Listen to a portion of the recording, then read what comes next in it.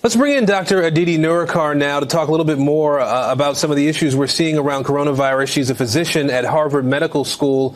Dr. Nerurkar, there's some new data that suggests about 10% of people have missed their second vaccine dose. Roughly 18 million people we're talking about here who aren't fully vaccinated, fully protected by a vaccine. We think about the spread of the Delta variant right now in this country. How concerning is this information put together for you? You know, Aaron, this is a very concerning trend because it means 18 million people are partially vaccinated and they're at increased risk of breakthrough infections. The Delta variant is 10% of cases now, but in 4 to 6 weeks, it will be the dominant strain in the U.S. It is more deadly. It is more dangerous.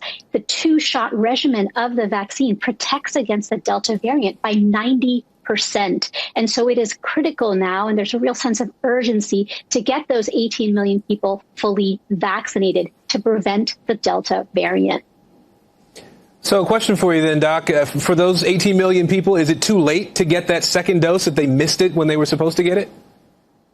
Wonderful question. It is not too late. By getting that second dose, in 2 weeks, you will be fully protected for those 18 million who missed that second dose.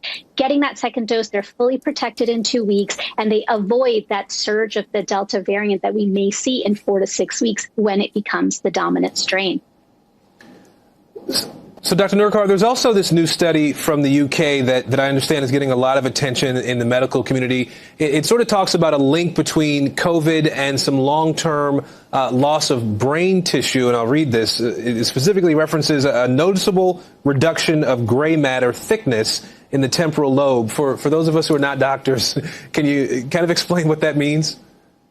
Sure. This is a fascinating and really well-designed study. It is the first time that we are really seeing brain changes pre and post the same brain and a true impact of how COVID can impact the brain. We're seeing a shrinkage in this study in 3 main areas, and these areas are responsible for taste and smell, memory, and emotion. What's most interesting is that these changes were found in mild illness, not in patients who were hospitalized. All the more reason to focus on vaccinations, not to just prevent COVID, but prevent the long stream implications of brain changes. It's pretty scary stuff. Dr. Aditi Nerurkar, we'll have to have you back to talk a little bit more about that in the future. Thanks for being here today.